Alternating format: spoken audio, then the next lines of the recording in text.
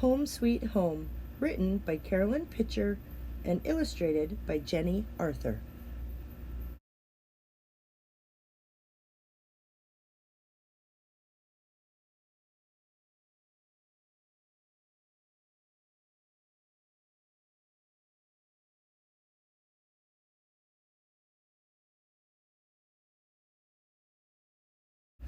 Under the hedge was a big green bucket with holes in the sides and water in the bottom.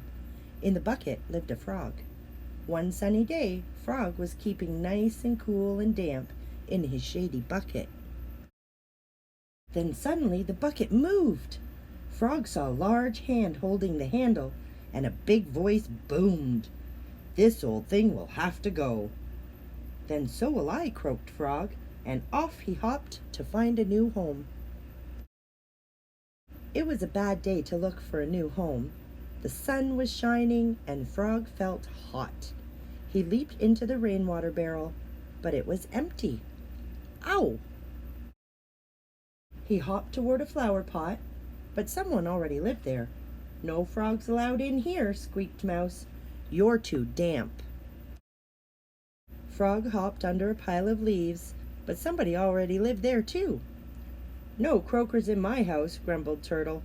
"You'll keep me awake."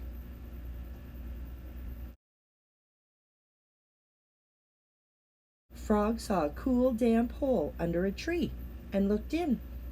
A little face with bright eyes, a pink nose, and long whiskers popped up. "No room in here," said Rabbit, wriggling her nose. "There are 10 of us already." Frog hopped over to a drain pipe. Someone with 8 long legs climbed down to look at him. "You can't come in here," said Spider. "You'll make a mess of my lovely web." Frog hopped away gloomily. Nobody seemed to want him. "Perhaps I'll find a home here," he said, as he jumped up a step, hopped through a doorway, and into a kitchen. Plop! He dived into the washing up bowl, but he did not like the bubbles. Splash! He hopped into the water jug, but he did not like the ice cubes.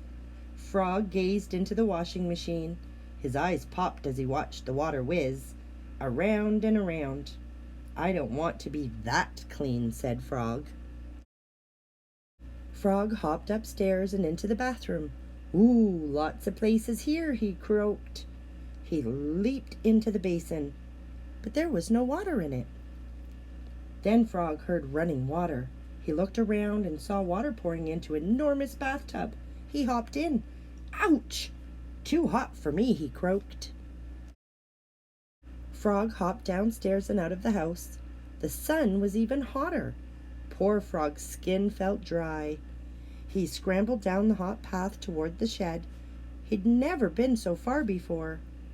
"Oh, for a cool new home," he cried.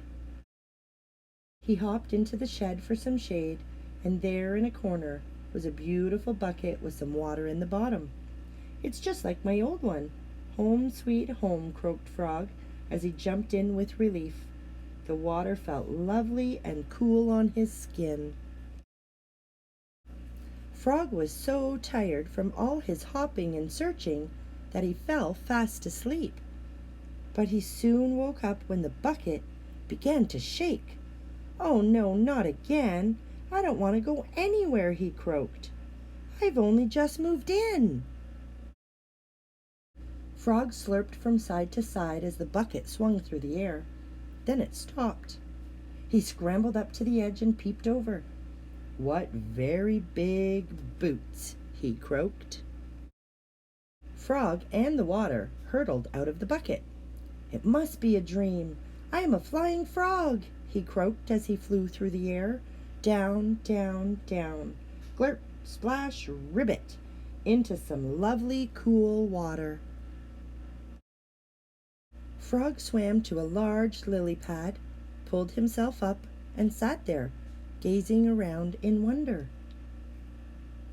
"I can't believe my luck," he said. "This is the most beautiful home I have ever seen."